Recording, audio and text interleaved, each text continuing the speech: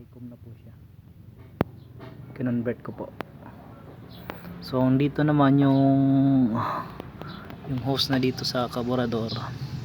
Ang gagawin nyo naman is wait lang, ito naman po.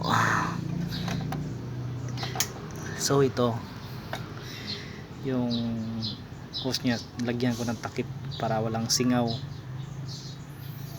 Yan ang stock hose na to, kasi bumili ako ng ng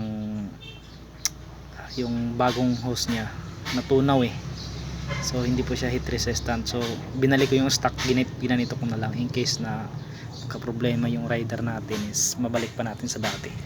Ito hindi pa to sira so susubukan natin yung tinatawag nilang hicom. Yan, so yun lang mga paps, kunting share lang po sa ating Rider 150. Dagdag lakas daw to okay, bye bye, thank you.